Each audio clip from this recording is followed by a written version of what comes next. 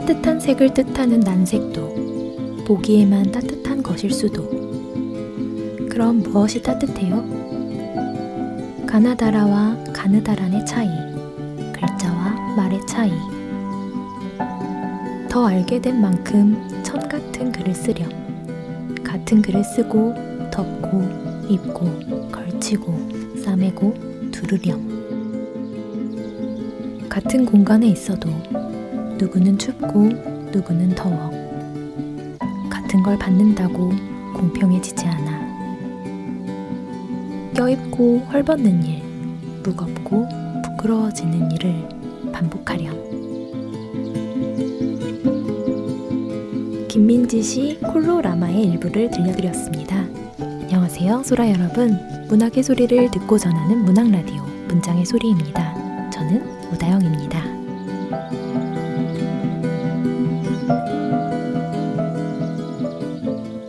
796회 1부는 첫 시집 특집으로 진행됩니다. 누구에게나 처음은 남다른 의미를 가질 텐데요. 오늘은 신년을 맞이하여 인생 첫 시집을 출간하신 시인분들을 모시고 이야기 나눠보려고 합니다. 김민지 시인님, 변선우 시인님 함께 자리해 주셨습니다. 안녕하세요. 안녕하세요. 네, 안녕하세요. 네, 저희 2025년 첫 방송을 장식해 주시게 되셨어요. 네, 그 청취자 애칭이 정해져서 저희가 소라님들을 불러볼 수 있는데요. 문장의 소리 소라님들께 소개 한 번씩 부탁드립니다. 네, 안녕하세요. 저는 시 쓰는 변선우라고 합니다. 2018년도에 동아일보로 등단했고요. 저번 11월에 첫 시집 비색에 출간했습니다. 안녕하세요. 네. 네. 안녕하세요, 소라님들. 저는 개간파란 1회 등단했고요.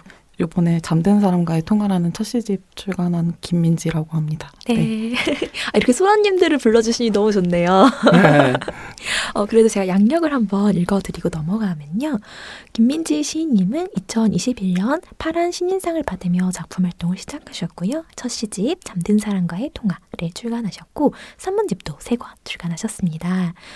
변선우 시인님은 2018년 동아일보 신춘문예 시로 등단을 하셨고 비색의 첫 시집을 출간하셨습니다. 네, 환영합니다. 감사합니다.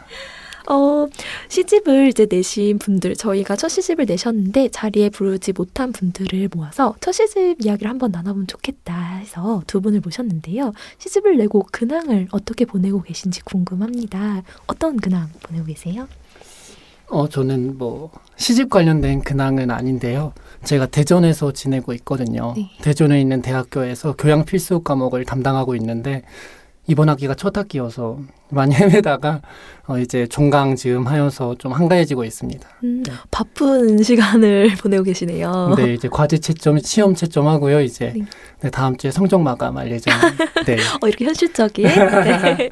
민지 시인님은 어떤? 저도 네. 이제 저는 직장 생활하고 있어가지고 직장 다니면서 올해까지 출간했던 책들이 이제 다 나오고 이제 한꺼풀 꺾인 채로 첫 시집 수습 기간이라고 해야 되나? 네. 3개월이 지난 상태라서 좀 평온해진 상태인 것 같아요. 그러시군요. 네. 첫 시집 수습 기간 너무 마음에 드는 말이네요. 좀 얼떨떨하실 것 같은데 시집을 내고 나서 좀 다른 변화, 큰 변화 같은 걸 좀 들어보고 싶어요. 어떠셨나요? 처음 시집이 나오셨을 때. 처음 시집 나왔을 때는 약간 오래 묵혀있던 시들도 있었고 근작으로 이제 썼던 것들이 한데 묶이니까 이게 한 권으로 읽힐 수 있을까? 막 이런 그냥 고민을 했는데 이제 제 우려와 다르게 옆에서 이제 봐주시는 편집자님이나 이제 제가 믿고 써왔던 시간들이 있으니까 일단 내보는 게 맞겠다 해서 이제 출간 그 일정이 조금 당겨지기도 했고요. 네. 원래 예정은 10월이었는데 9월에 나오면서 좀 이게 맞나 했을 때 이제 나오게 되어가지고 오히려 얼떨떨한 채로 그냥 흘러갔습니다. 주로는 책은 네. 미뤄지기 마련인데 당겨지는 건 어떤 사연이 있던 걸까요? 저도 사연을 알고 네. 싶은데 근데 저는 준비되어 있으니까 이제 네, 그 멋집니다. 제안이 감사했어요. 저는. 네, 네. 연말보다도 좀 더 앞쪽이 네. 좋죠, 책은. 네. 선우 씨님은 어떠세요? 어떻게 얼떨떨하셨나요? 기쁨 반 두려움 네. 반이었던 것 같아요. 일단 첫 시집을 되게 오래 걸려서 냈고요. 약 7년, 8년 만에 냈고요. 네, 되게 긴 시간에 걸쳐서 내게 되었고 그렇기 때문에 기쁨도 컸지만 두려움도 컸던 것 같아요. 네. 많이 잊혀지지는 않았을까 하는 걱정 같은 것도 있었고요. 근데 저는 출간하고 나서보다 사실 출간하는 동안에 느꼈던 설렘들이 더 컸던 것 같아요. 처음에는 그냥 그 한글 파일에 정리된 저의 시 원고가 이제 점점 편집을 거치면서 이제 판형을 갖춰가게 되잖아요. 그게 저한테는 되게 설렜던 시간인 것 같고 그 시간들이 너무 좋았었다고 말씀드리고 싶어요. 네. 그렇게 그 한글 파일에서부터 판형까지가 멀고 어렵고 이렇게 다르고 정말 다르지 않나요? 뽑혀서 나온 이 지면을 보면 저는 교정지를 처음 받으면 책의 꼴을 유추할 수 있잖아요. 그때부터 계속 교정지를 싸매고 다니는 거예요. 어딜 다닐 때마다. 책의 느낌을 이렇게 계속 눈으로 보고 싶어서 그랬던 마음이 떠오르고요. 혹시 저희 문장의 소리 이전에 청취하신 적이 있는지 궁금합니다. 연락을 받으셨을 때는 어떠셨는지 민지 씨님. 저는 어릴 때부터 들어가지고 아유. 아까 여쭤보셨는데 글티는 아니었지만 지역에서 그냥 글 쓰던 학생이었는데 이제 서울에 올라올 기회도 별로 없고 이제 그냥 근작 찾아보면 선생님들 이제 어떤 시들 쓰시는지 소설 쓰시는지 어떻게 써왔는지 이런 걸 얘기 들을 수 있어서 듣던 프로그램인데 갑자기 연락을 주셔서 너무 감사한데 제가 약간 잘못 들었나 생각했던 것 같아요. 네. 저희가 영광입니다. 네. 저는 이 문장의 소리 예전부터 많이 꾸준히 들어오셨다는 이제 작가님들을 여기서 만나면 부끄러워요. 이전에 다른 진행자분들의 많은 대화를 다 그 멋진 대화들을 들으셨던 것인데 저는 이제 바뀔 때마다 말면서 목소리의 그 톤들도 다 다르시고 격사를 하시는군요. 네, 매력이 다 다르시잖아요. 그래서 그렇다면 역대 다른 DJ분들 중에 저 빼고 최애 DJ 한 분만 너무 어려운데요. 이때 정말 나랑 성향이 네. 딱 맞았다 하셨던 DJ분 기억나시나요? 각각의 다 매력이 있으셨는데 그냥 이제 지금 너무 긴장해서 다 떠오르진 않지만 이영주 선생님이나 네. 그 김민정 선생님도 네. 비하인드 스토리를 잘 캐내주셔가지고 네. 그런 부분들이 재밌었던 것 같아요. 뭐 시집 제목 이런 거 여쭤보시면서도 이렇게 원래 아시던 작가님이 아닌데도 불구하고 위트 있게 받아치시거나 그러니까요. 이영주 선생님도 제가 그 같은 지면에서 등단한 나지안 시인 나왔을 때 들었는데 그때 그 특유의 그 웃음 포인트들을 잘 캐치해 주시더라고요. 그래서 좀 위트 있게 들었던 것 같아요. 저도 좀 공격적으로 임해야 될 것 같아요. 아니 충분히 뭔가 포근하시고 뭔가 네. 이렇게 저도 좀 네. 포인트를 찾아내야 되지 않나 이런 이미 다짐 찾아져 있는 것 같습니다. 감사드리고요. 선우씨님은 어떠셨을까요? 저는 김민지 시인님이 어릴 적부터 들으셨다고 해서 괜히 긴장이 되는데요. 네. 저는 사실 들어본 적은 없었고요. 네. 근데 이번에 이제 섭외 연락을 주셔서 찾아보았던 에피소드가 그 신인 시인님하고 네. 어떤 시인님이 나오시는지 제가 잘 기억이 안 나요. 당황해서. 네. 네. 그 이영주 선생님 진행하셨던 편 봤었고요. 저는 그래서 사실 여기에서 섭외가 왔을 때 나를 어떻게 알고 섭외를 하셨을까 하는 것도 있었고요. 어떻게 알겠냐 시인님이시니까 알죠. 네, 그리고 이제 시집이 나온 지 얼마 안 됐었기 때문에 사실 나한테 연락하신 게 맞나 하는 생각도 있었거든요. 그리고 제가 그때 바빴어가지고 통화가 안 됐는데 다시 전화를 드리니까 안 받으시는 거예요. 그래서 전화 잘못하셨구나. 나한테 미안해서 지금 전화를 피하고 계시는구나라는 생각을 했었거든요. 그때는. 근데 이제 나중에 통화가 되고 제가 맞다고 해주셔가지고 출연 괜찮냐고 말씀해 주셔서 제가 너무 괜찮다고 네, 너무 좋다고 말씀을 드렸었어요. 네. 흔쾌히 나와주셔서 두 분 너무 감사드리고요. 시집 출간한 기분 아까 얼떨떨한데 어떠셨냐고 여쭤보긴 했는데 시집을 내고 나서 뭐 특별히 기억이 나는 어떤 순간들 있으실까요? 내고 나서. 너무 기뻤거나 아까 두려움을 선우씨님께서 말씀해 주셨는데 가장 두려운 때는 언제였나요?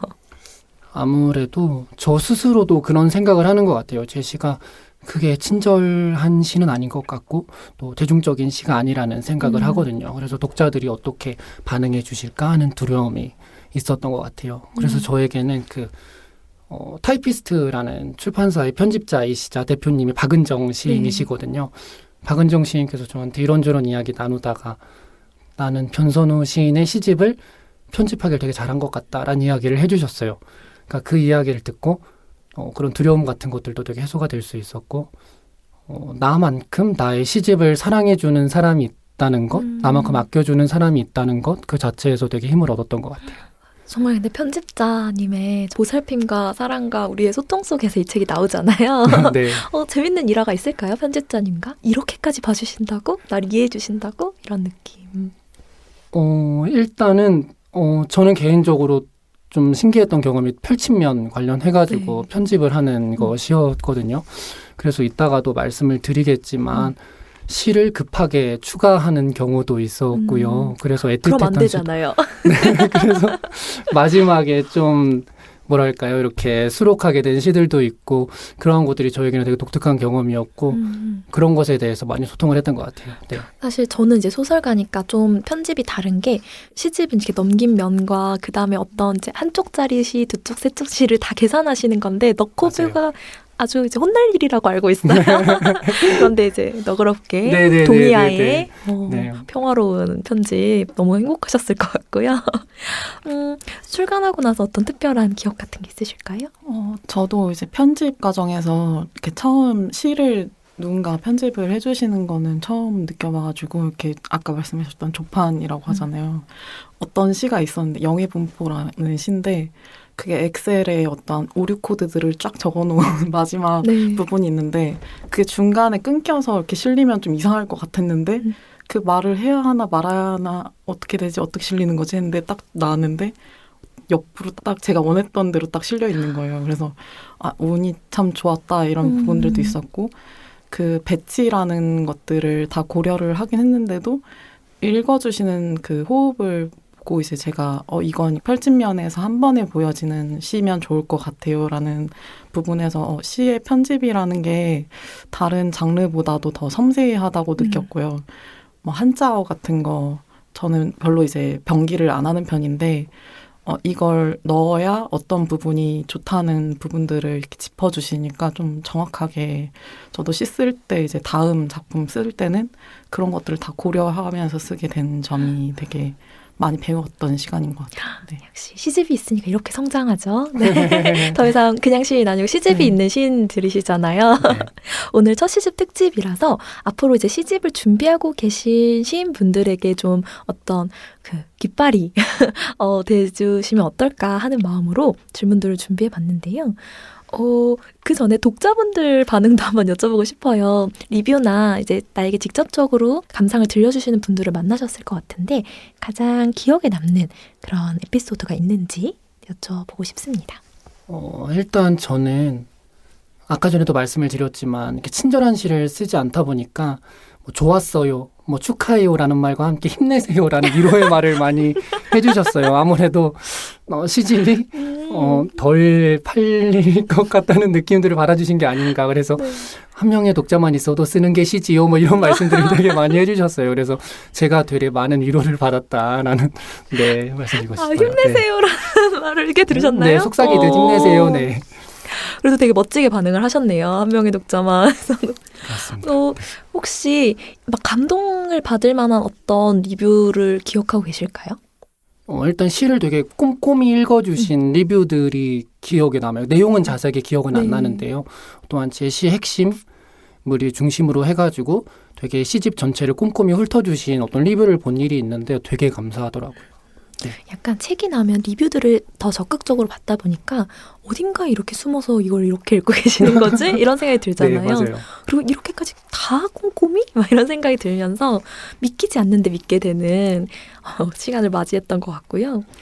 민지 시인님은 기억에 남는 반응 있으실까요? 저도 뭐 오프라인으로 뵌 적은 거의 없어가지고 그 검색을 해보거나 아니면은 인터넷 서점 요즘 많이 한다고 들었는데 저도 이제 시집이 나오고 너무 긴장되는 거예요. 그 많은 분들이 읽어줄 거라는 생각보다는 한 분이라도 좀 제대로 읽어주실 수 있는 시를 내가 썼나라는 그런 약간 내고 나서도 믿음이 약간 부족했던 것 같아요. 근데 그 블로그였나 이렇게 써주신 분 중에 영화를 좀 자주 보시나 봐요. 그래서 김종관 감독님 얘기하시면서 그 더 테이블이라는 영화 같은 느낌의 시집이다. 그러니까 뭐 어떠한 그 비유가 아무것도 안 들고 그냥 오드콘이 뭔가 보고 있는 듯한 느낌의 시집? 이렇게 뭐 어렴풋하게 생각이 나는데 그렇군요. 저도 더 테이블 재밌게 봤기 때문에 무슨 느낌인지 알 것 같아요. 약간 잔잔하고 그냥 제가 원했던 느낌은 아닐 수도 있지만 과하고 화려한 시는 제가 쓴 적이 거의 없어가지고 담담함으로 읽어주셨구나. 그래서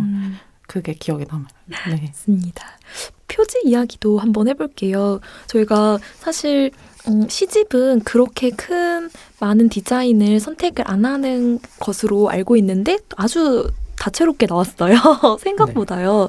그래서 이 두 분이 시집을 만드실 때 참여를 좀 하셨는지 의견을 좀 개진하셨는지도 궁금하고요. 시집을 만들면서 특별히 기억에 남는 일도 있는지 궁금합니다. 민지 씨는 어떠셨나요? 저는 제가 뭔가 그렇게 욕심이 많은 사람인지 몰랐거든요.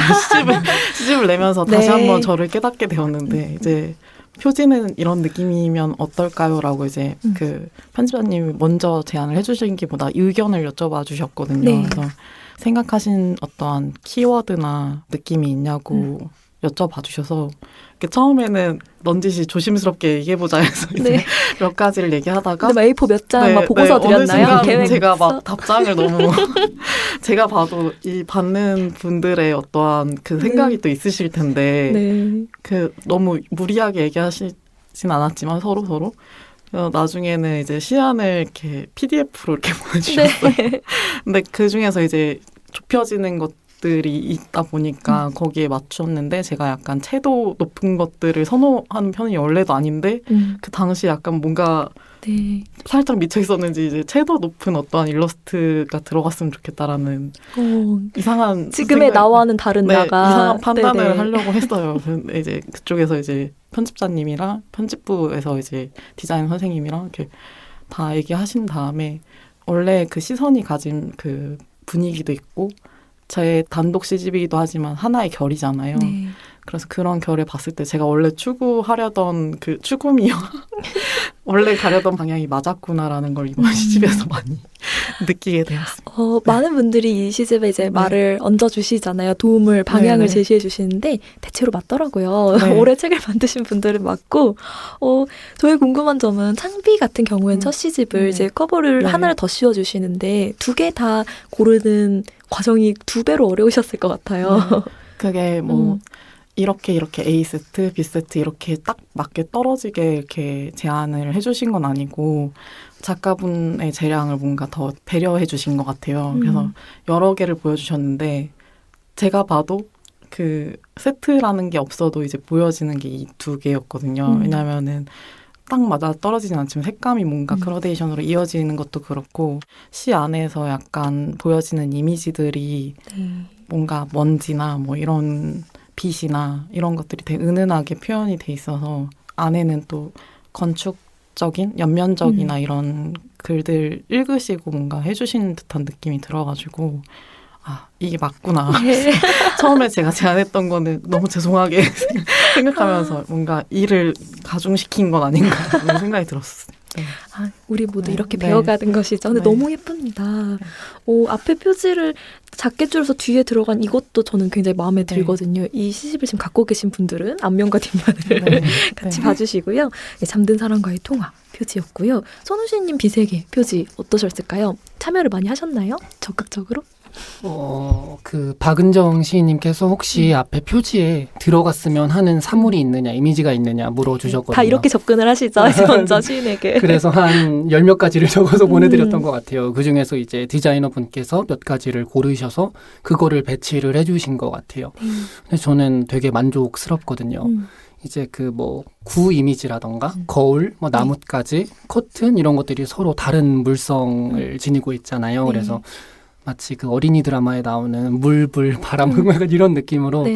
뭔가 이 배치되어 있는 사물들이 뭐랄까 조화롭다고 해야 될까요? 뭔가 풍요롭게 느껴지는 지점이 있어서 되게 만족스러워요. 그렇죠. 이 그림자와 여러 가지 형태들과 이 조합이 좀 시가 형이상학 관념에 어떻게 그게 더 어렵잖아요. 표지를 그리려고 할 네네네. 때면 근데 적절하게 잘 캐치를 해주신 게 아닌가 싶었고요.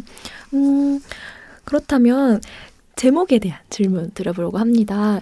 잠든 사람과의 통화와 비세계 시집 제목을 결정하시기까지 어떤 고민이 오가셨는지 궁금합니다. 아니면 다른 후보 제목이 있었는지도 궁금한데요. 선우씨님 처음부터 비세계였을까요? 네, 저는 처음부터 그럴 비세계로. 수밖에, 그럴 네. 수밖에요.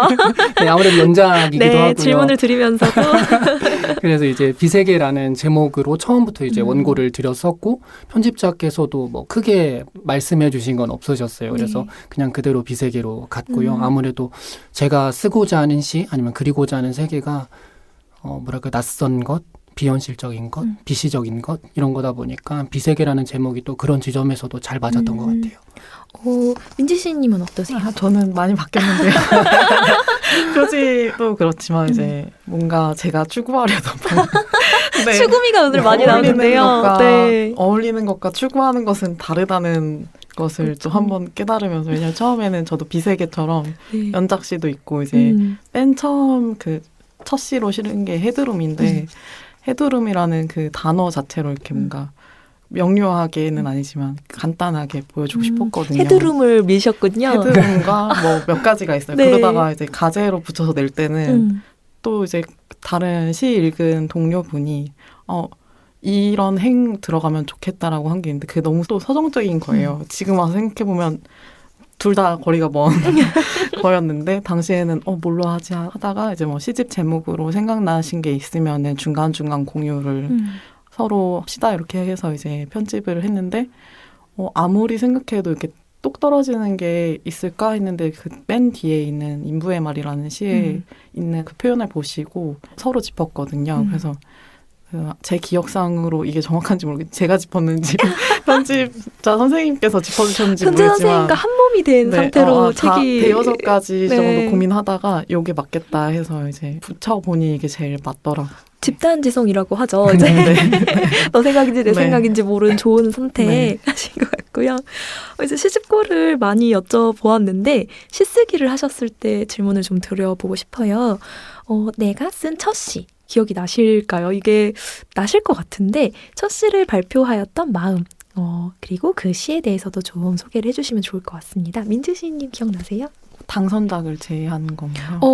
네, 그렇습니다. 네. 제가 당선작이 이제 보통은 문예제에서 발표를 하게 되면은 10편을 냈다 이러면은 한 3편 정도 공개해 주시고 4편 정도 그렇죠, 해주시는데 저희 지면에서 10편을 공개해 주셨어요. 그래서 그 뒤로 제가 가지고 있는 시가 있긴 있었는데 그거를 첫 번째 발표작으로 내는 게 맞나 아니면 새로 써서 내는 게 맞나 되게 고민을 하다가 새로 써서 냈었거든요. 그 시가 무엇일까요? 데이글로라는 네. 그 시인데 아이가 이제 손톱에 형광펜치라는 그런 거에서 착상을 해가지고 쓴 시인데 처음에는 그런 얘기를 들었거든요. 등단하고 이제 발표를 시작하면 1년 동안은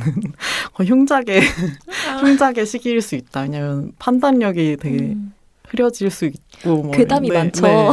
그래서 낼 때 그랬는데 유일하게 그래도 뭔가 오래 간직해도 괜찮았던 시였던 것 같아요. 긴장해서 써서 더 그랬던 것 같기도 하고. 네. 애착이 있으시겠네요. 네, 네. 그렇다면 선우 시인님은 첫 발표 시 기억이 나실까요? 저는 좀 오래돼가지고 시 제목은 잘 기억이 안 어머. 나요. 근데 그 감각은 남아 있거든요. 발표하고 나서 그 원고료를 받았을 때 감각이 저에게는 되게 선명하게 남아 있어요. 그 설렘이랄까요? 네. 시로 돈을 벌다니. 네. 불과 몇 달 전까지만 해도 하평회에서 이렇게 제거되던 나의 문장들이 문예지에 실려서는 오롯이 인정을 받는구나 뭐 그러한 느낌이 있었던 것 같아요. 그래서 너무 웃기네요. 네. 첫 시의 그 감각보다 그 돈이 들어온 그 고려. 통장 네, 고려의 감각. 얼마 되지 않았지만 네, 그게 되게 짜릿하죠. 기억에 남아요. 내가 네, 돈을 벌다니. 맞아요. 너무 현실적으로 잘 답변을 해주셔서. 네, 그렇다면 이번 시집에서 이것만큼은 꼭 발견해 주었으면 좋겠다 하는 지점을 한 번씩 말씀을 해주시면 좋을 것 같아요. 선우 씨님, 그런 부분 있으실까요? 저는 발견이라고 할 수도 있고요. 느껴주셨으면 하는 부분이에요. 좀 헤매주셨으면 좋겠다라는 느낌이 있어요. 저의 시가 좀 중원부원 이어지는 느낌이 있고 또 쉼표나 마침표 같은 것도 되게 잦고요. 그런 것들이 조금 이 안에서 좀 혼란스러워 하시고 좀 이 산만함을 느껴보셨으면 하는 그러한 마음이 또 있어서 쓰게 된 부분들도 있거든요. 그래서 우리 독자분들께서 좀 뭐랄까요 발견 느껴주셨으면 하는 부분은 그러한 헤매의 감각이랄까요 네 그런 거라고 말씀드릴 수 있겠습니다. 네. 시인님이 공식적으로 이제 인정해 주신 거죠. 헤매도 된다. 네 헤매셔도 됩니다. 산만하게 네. 느끼셔도 됩니다. 네. 저도 이미 읽었는데 먼저 이 말을 듣고 하면 네. 기운차게 씩씩하게 들어갈 수 있을 것 같아요. 네. 재미있게 누려보려면 마음껏 해라 이런 말이 더 필요할 것 같아서 네. 민지 시인님은 꼭 이것만큼은 발견해 주길 바란다. 되게 좋은 답변 해주셨는데 네. 저도 뭐 헤맸으면 좋겠다라는 기분도 있고 네. 또 제가 호흡이 평소에도 지금 녹음하면서 온전치가 않을 때가 많은데 네.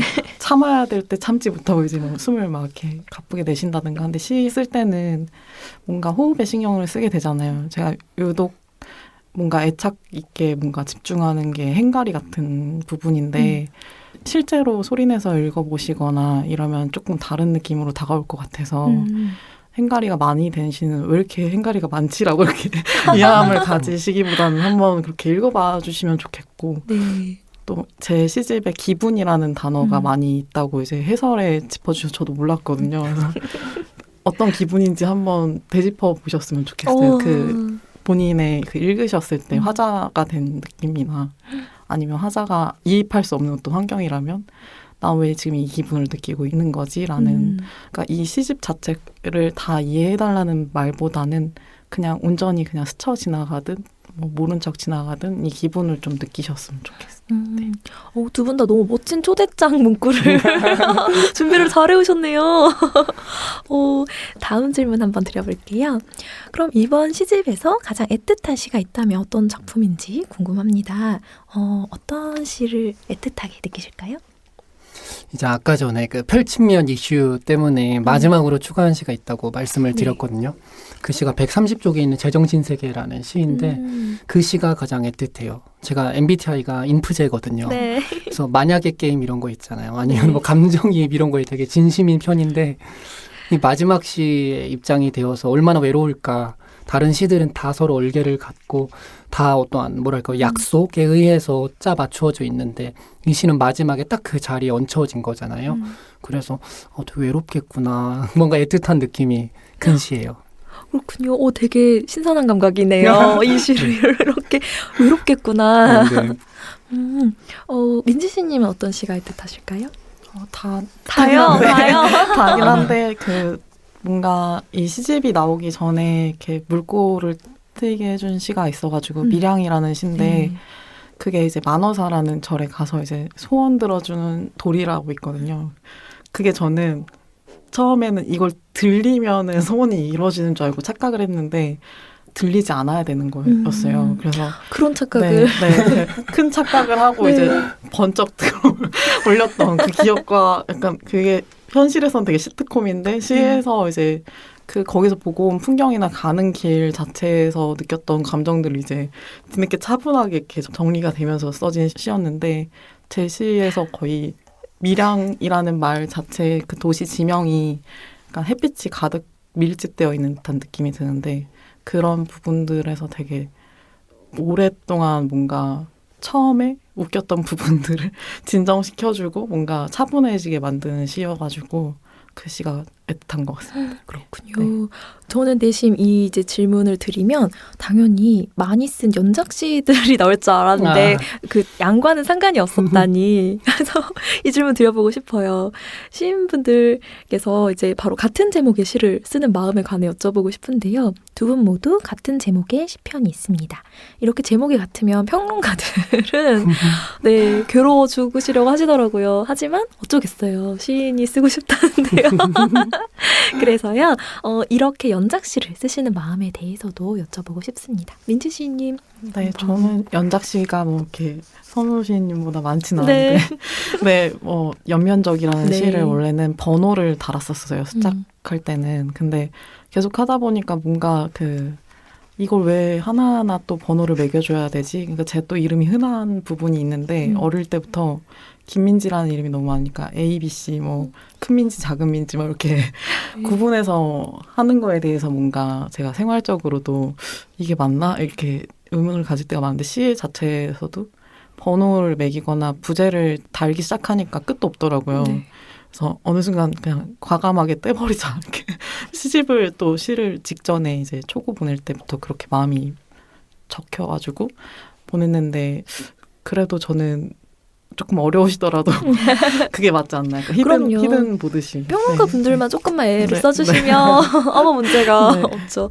번호를 매기는 순간 제목이 달라지고 순서가 달라지니까 분명히 큰 차이가 있기 때문에 저는 동의하고요. 응원합니다.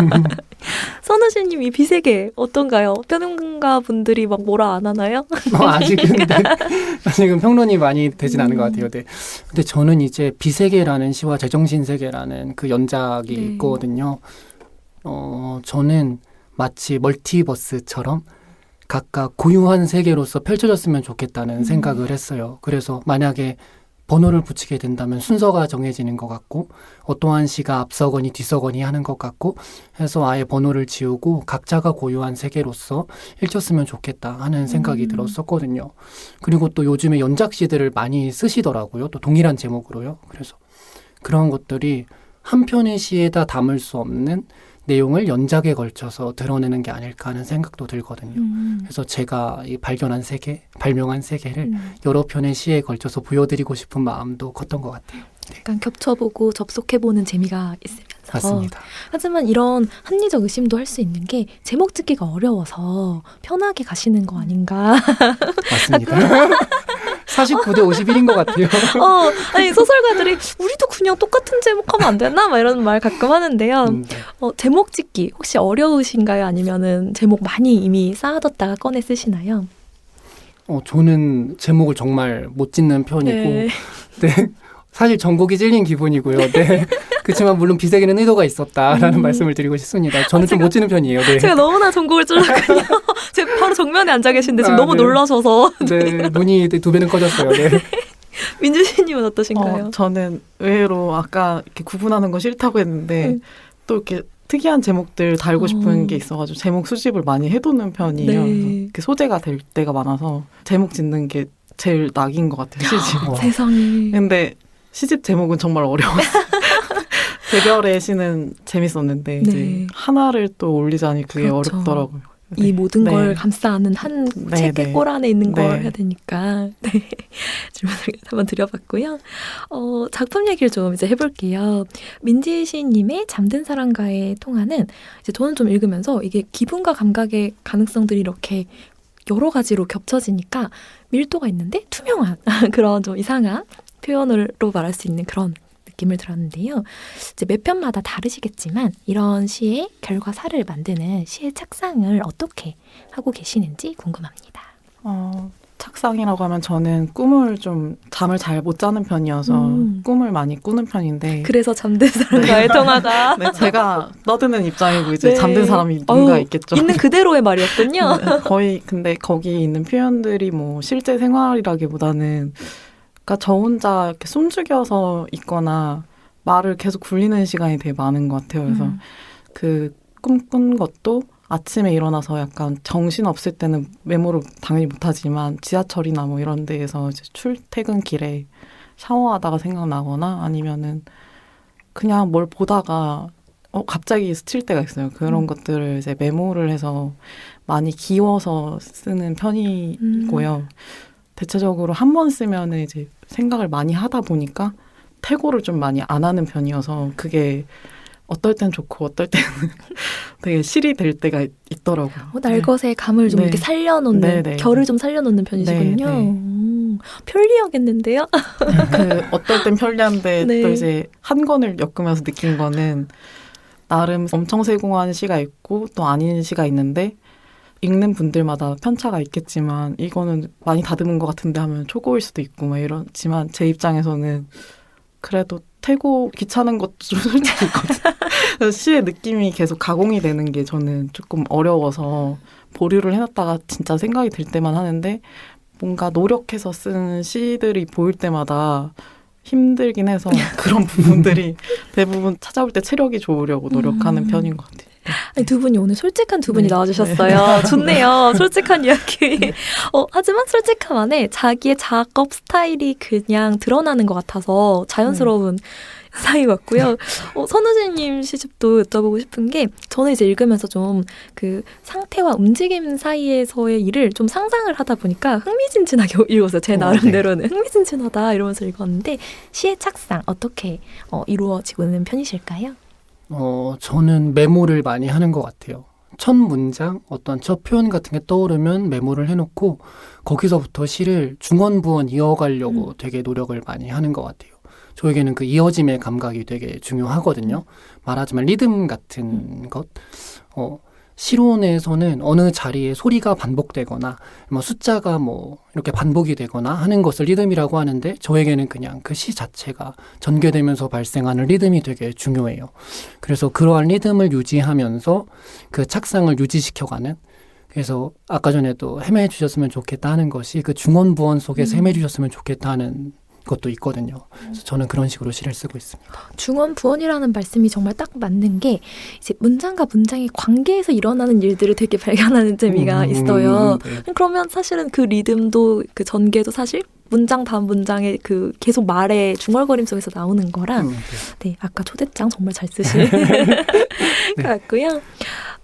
민지씨님 산문집에 대해서 한번 여쭤보고 싶어요. 세 권의 산문집 하루와 나날, 시끄러운 건 인간들뿐, 마음 단어 수집. 벌써 세 권의 산문집을 갖고 계십니다. 에세이스트로서 마음 단어 수집가, 만물 박사를 자처하셨다는 얘기를 들었는데요. 시를 쓸 때와 산문을 쓸 때의 차이에 대해서도 한번 들어보고 싶습니다. 매번 이제 자처했다는 표현이 이제 그 제가 자처한 건 아니고 이제 이게 잘못된 소문인가요? 자처도 했지만 이제 어떤 그 제가 메일링 서비스를 하다 보니까 아까 이름 얘기했잖아요. 이렇게 뭔가 걸고 뭔가 이름 앞에 붙여볼까 했는데 마땅한 게 없는 거예요. 그래서 직장 생활하다가 제가 약간 잡상식 같은 게 갑자기 번뜩 생각이 날 때 있는데 대화하다가 누군가가 그게 뭐였지 하실 때 있잖아요. 근데 제가 조용히 있다가 그거 아니에요? 이러면 어떤 분이 이제 민지님 만물 박사네, 만물 박사 이게 처음에는 되게 놀리는 듯한 느낌이 들어가지고 저게 칭찬인가? 이렇게 생각을 했는데 그걸 붙이면 되겠다. 이렇게 생각을 해서 얘기를 했는데 주변에서 하라는 거예요. 또 하라고 하니까 또 하기 싫어지는 거예요. 그래서 4개월 정도를 보류하다가 그걸 달아서 이제 메일링 서비스를 하던 것들이 이제 모여가지고 책들이 나왔는데 에세이를 내다 보니 그냥 시집을 더 많이 내고 싶은 게 제 바람이긴 한데 이기긴 좀 어려워요. 이미 너무 앞서가고 있어서. 그래서 이게 맞나? 그냥 올해는 이제 밀렸던 게 나오는 해였는데 시집도 그렇고 공교롭게 이제 3권이 쌓여져가지고 그 뒤에 해설 써주신 선생님께서도 에세이를 읽어보실 줄 몰랐어요. 근데 거기에 맞춰서 뭔가 또 써주셔가지고 이제 산문 발표하는 것도 좀 열심히 더 해야겠다 이 생각이 들었어요. 그랬군요. 선우시인 님도 미세계 말미에 산문을 실으셨는데요. 어떤 걸 가장 신경 쓰면서 시산문에 대해서 신경을 쓰시면서 쓰셨을까요? 저는 그 시집 뒤에 실린 산문은 제 시론을 드러내는 산문이거든요. 그런데 사실 저는 산문이 정말 자신이 없어요. 예전에 선생님께서 시는 숨을 데가 있어도 산문은 숨을 데가 없다라는 말씀을 하셨거든요. 그래서 우리 앞에 계시는 우다영 선생님이나 저는 숨을 데가 없습니다, 여러분. 김민지 선생님께서도 산문 좀 많이 내셨잖아요. 그래서 참 존경스럽다는 말씀드리고 싶고요. 네, 그렇습니다. 헐벗은 저희가. 네, 그래서 시쓰기, 산문쓰기 그렇다면 뭐가 더 재미있으신지 한 번씩은 여쭤보고 싶어요. 당연히 시겠지만. 저는 당연히 시입니다. 네. 저도 당연히 시인데 제가 회사일처럼 산문을 썼습니다. 시로 한번 단결해보고 싶어서 드린 질문이고요. 저희가 좀 질문이 많이 남았는데 시간이 많이 지나서 꼭 필요한 질문만 조금 더 드리고 넘어가야 될 것 같아요. 저는 시인의 말도 굉장히 잘 어울린다 생각하며 읽었는데요. 시인의 말을 한 번씩 읽어주시고 거기에 대해서 좀 부연 설명을 어떤 마음을 담으셨는지 이야기해 주시면 좋을 것 같은데 민지 시인님은 약간 기색을 발견하는 것이 재미있었고 선우 시인님은 시공간 안에 어떤 세계를 발견하는 이 두 분의 시선이 교차하는 다른 지점이 있어서 좋았는데요. 선우 시인님부터 한번 시인의 말을 읽어주시겠어요? 네, 읽어드리겠습니다. 네. 이토록 깨끗하게 펄럭이는 공간이라니, 구슬을 자아내 우연을 제작하는 순간이라니, 마치 무균실에 입장하는 검은 양이 되어 헐렁한 리듬이 되었다가 잠들어버린 밧줄이 되었다가 빗발치는 종말이 되고 있다. 거울이 이글거리고 반복되는 세계가 있다. 라는 시인의 말입니다. 멋지죠? 네. 어떤 마음을 좀 담으셨을까요? 아까 전에도 말씀을 드렸듯이 저의 시는 자유롭게 전개되는 것이 특징이라고 할 수가 있겠거든요. 저에게는 시적 주체라고 해야 될까요? 시에서 발화하는 존재도 그렇게 자유롭게 전개되도록 허하려고 노력하는 것 같아요. 그래서 다른 존재로 변신을 한다던가 다른 존재로 전이가 되는 것들, 그런 것들을 자유롭게 하기 위해서 노력을 하는데요. 그러한 것이 시인의 말에 집약되어 있지 않을까 싶습니다. 맞습니다. 민지씨님도 한번 낭독을 부탁드립니다. 네, 읽겠습니다. 여기 놓인 기색들은 숙박업을 위해 마련한 같은 색의 수건들 같다. 누가 누구의 것인지 모르게 새 것처럼 이미 많은 올이 움직였지만 개수는 꼭 맞춰두었다. 네. 네.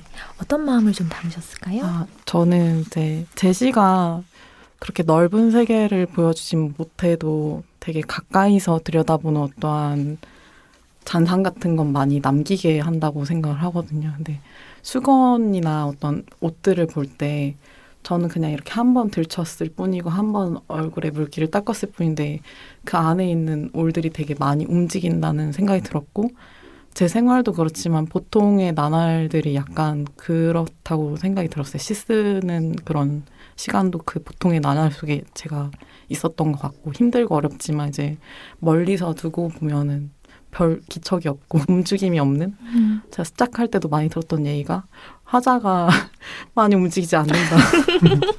그래서 많이 움직여야 하나요? 했는데 또 그것만 해도 매력이 있는 것 같아요. 저 선우시님 그 시집 시인의 말에서 좋았던 게 거울이 이글거린다 이런 표현이었는데 나라면 전혀 못 썼을 표현인데 이제 각자 이제 보는 세계관들이 있는 거잖아요. 그래서 나중에 역시 또 추구미야 가지고 있는 결들은 다르다고 이제 제가 반하는 포인트들은 이제 다른 분들의 시인의 말들에 가득한데 제 시집 안에선 이게 최선이다라는 생각이 들었어요. 네. 저희가 첫 시집으로 두 분을 모셨는데 읽으면서도 섭외 잘했다. 왜냐하면 이 지점을 같이 읽으면 너무 다채롭더라고요. 그래서 사실 루틴도 여쭤보고 구성은 어떻게 하는지 여쭤보고 질문이 많았는데 넘어가서 그래도 저희가 새해 첫 방송에 나갈 녹음이니까 2025년 각자의 소망을 한 번씩은 여쭤보고 싶어요. 선우씨님 소망 있으실까요? 저는 되게 평범한 소망인데요. 그냥 가족들 건강했으면 좋겠고 저도 행복했으면 좋겠고 또 우리 문장의 소리 식구분들께서도 행복하셨으면 좋겠고 소라님들도 행복하셨으면 좋겠고 소라님도 행복하셔서 네. 김희지 시인님도 행복하셨으면 좋겠어요. 네. 덕담 너무 좋습니다. 감사드리고요. 민지 시인님 소망 한번. 저도 매년 같은 것 같은데 무탈한 거. 네. 무탈한데 이제 아프지 않고 다치지 않는 게 제일 큰 것 같고요. 현상 유지가 옛날에는 되게 답답했거든요. 근데 그게 너무 힘든 시기가 오는 것 같아서 그런 것들을 할 수 있는 기간들이 제가 시에 집중할 수 있는 시간들이 좀 많이 있었으면 좋겠다는 생각이 들었어요. 네. 그렇군요. 소탈해 보이지만 현상유지 네. 이 어려운 네. 행복을 추구하고 계신 소망들 들어봤고요. 저희가 그래도 낭독은 한 편씩 들어보고 싶어요. 혹시 이번 시집에서 읽어주실 시들을 챙겨오셨는지. 네. 그렇다면 민지 시님 먼저 한번 낭독을 부탁드립니다. 네. 어떤 시일까요? 구분짓기라고 66쪽에 있는 시고요. 네. 구분짓기. 접시 뒷면도 깨끗이 닦았어. 오늘따라 이상하게 그런 소리가 듣고 싶더라. 장판에 끌리는 낮은 밥상 소리. 그거 자명종 소리랑 비슷하다. 말하려면 이제 자명종까지 설명해야 돼. 오래 살면 그런 게 외롭겠지. 무르익기, 무르기. 기대하는 미래와 기대되지 않는 미래를 그렇게 부르려고. 또 한 번 페른기가 온다면 그 뒤 인간은 지금보다 작게 태어날까? 난쟁이라는 말까지 다 절멸되는 시대에 더 커질 수도 작아질 수도 없는 상태로 쌀 한 톨 도정하는 데 평생을 바치는 인간. 그쯤 되면 진이 되니 한 톨이면 그런 거 안 따져도 괜찮으니. 어쨌든 이번에도 첫 번째 쌀뜨물은 쓸 수 없다. 언뜻 보면 거품이 가라앉은 비눗물 같은데 다르다, 다른 것이다. 사실 지켜보지 않고선 모든 게 모를 일. 그런데 인간은 생각보다 구분을 잘한다. 남은 미래를 끊임없이 조각낼 만큼. 쌀눈 없는 쌀알들, 소화가 빠른 편이다. 네. 이 시를 골라오신 네. 이유가 있을까요? 갈수록 이런 느낌이 드는데 새해 얘기했으니까 희망적인 시를 고르고 싶었는데 생각보다 제 시에 이제 뭐 엄청난 희망은 없어도 이제 담담한 희망들이 있는데 여기에 있는 미래 얘기가 기대되지 않는 미래, 기대하는 미래 뭐 이런 얘기들이 나와서 고르고 싶었고 구분 아주 작은 거 하나에 평생을 바치는 거 그게 이상하지 않다라는 메시지를 좀 새해에 전하고 싶었어요. 새해 독담을 네. 좀 네. 염두하고 골라오시군요. 이렇게 역시 문장의 소리 애청자셔서 그나마 이제 뭔가 오래 살고 삶에 대해서 얘기할 때 밥이라는 소재도 그렇고 가까워서 가지고 왔습니다. 네. 감사합니다. 손우신님 시 한번 낭독 어떤 시 준비해 오셨을까요? 저는 표제작을 읽어드리고 싶어서 표제작으로 네, 읽으려고 하거든요. 어떤 비세계일까요? 네, 여러 편의 비세계가 있는데요. 네. 네, 30쪽에 있는 비세계입니다. 네. 비세계 1. 세계에 구멍이 났다. 너무 많은 가시 때문에 너무 많은 구멍이. 신께서 힘이 없어 거대한 후라 크레피탄스를 심으시다 떨어뜨리는 바람에 감당할 수 없는 일들이 생겨버렸다. 이제 무엇이 흘러들까? 인류는 땅에다 용기를 묻고 있다. 땅콩만한 믿음이 땅콩만큼 새겨지고 있다. 완고하던 유산들이 하나둘 가루가 되어가는 기분. 세계는 가장 먼저 음악을 잃었으며 유행은 도둑처럼 찾아오는데 2. 바람이 쪼개지고 해가 불어온다. 하늘이 넘어지고 땅이 쏟아진다. 의사는 손목을 긋고 정원사는 목을 매다는 거다. 제정신이 자꾸만 제정신을 해산하는 거다. 나는 그 한가운데에서 시를 쓰고 있다. 분수에 빠진 생쥐와 분수에 빠진 또 다른 생쥐는 껴안는다.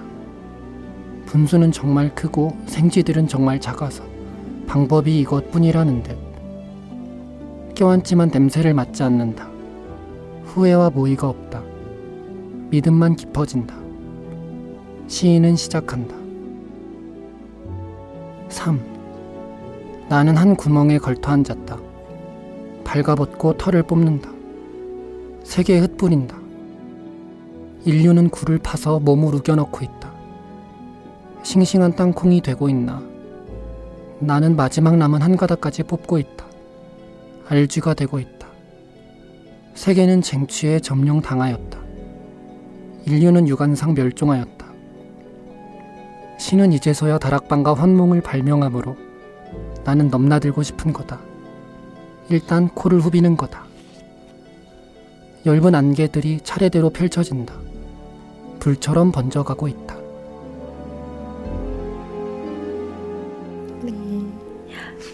이 시를 고르신 이유가 있을까요? 사실 저는 김민지 시인님처럼 조금 좋은 의미에서의 그런 시를 뽑았어야 할 텐데요. 네, 저는 표지작이기 때문에 뽑았던 것도 있고요. 제가 작년에 문장 웹진에 발표했던 시예요. 아마 그 즈음에서 여기 연작에 대한 각오 같은 게 바로 섰었던 것 같아요. 이 연작들로 시집을 구성해보자 하는. 그래서 그러한 의미에서 이 시를 가지고 와봤습니다. 네. 이 시집의 어떤 동력, 처음에 시작이 입구가 된 시네요. 네. 감사합니다. 저희가 이야기를 나누다 보니 시간이 거의 다 되어서 소감을 여쭤보며 마쳐야 될 것 같아요. 오늘 이렇게 나와주셨는데 나오신 소감이 어떠셨는지 민지 씨님. 너무 듣기만 하다가 이제 이 속에 있으려니 이제 뭔가 모든 듣던 호흡들을 다 들킨 듯한 느낌이라고 해야 되나? 남몰래 시간 써서 이제 시 쓰던 시간들도 나와서 얘기하려고 하면은 내가 이걸 어떻게 썼지라는 생각이 들 것 같았는데 잘 이끌어 주셔가지고 또 혼자 나왔으면 엄청 떨렸을 것 같은데 같은 비슷한 시기에 시집 내신 시인분이랑 같이 나와서 현우 시인님 얘기 들으니까 낭독하실 때 약간 잠깐 감상하고 이런 게 또 한편의 팟캐스트를 듣는 느낌이어서 좋았던 것 같습니다. 네, 선우 씨님. 저는 아까 전에는 긴장하고 당황해서 떠오르지 않았던 게 이제서야 막 떠오르더라고요. 제가 들었던 문장의 소리 회차가 뭐 신인 시인인가 유은 시인님이 나왔던 회차였었고 이런 게 지금에서야 떠올라서 조금 아쉽다는 생각이 들고요. 또 김민지 시인님을 뵙게 돼서 너무나 좋았어요. 사실 저는 고백하자면 시집 제목을 죽은 사람과의 통화로 알고 있었거든요. 근데 그래서 너무 나 자신을 반영하는. 그래서 네. 되게 무서운 분이다라는 생각을 하면서 되게 낯설다라는 네. 생각이 들었는데 네. 오늘 이 내 제목을 또 오롯이 알게 되면서 또 한 발자국 더 가까워졌다는 생각이 들고요. 또 오늘 또 우다영 선생님께서 배려해 주신 덕분에 네, 여러 이야기들 잘할 수 있었던 것 같습니다. 감사합니다. 네, 두 분 함께 해주셔서 감사합니다. 감사합니다. 김민지 시인님, 변선우 시인님 특별한 시간을 함께 해주셔서 감사합니다. 문장의 소리는 소라님들과 함께 작가님들의 작품 활동을 응원하겠습니다. 저는 다음 주 796회 2부로 다시 인사드리겠습니다. 곳곳에 가닿을 문학의 소리를 상상하며 마칩니다. 저는 우다영이었습니다. 나무 향기가 좋아서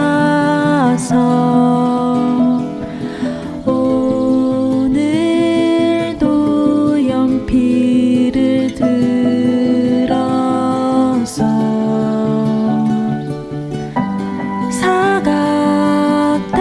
사각대는 소리 귀 기울이다 반가운 소식에 고개 들면 문학 라디오 문장의 소리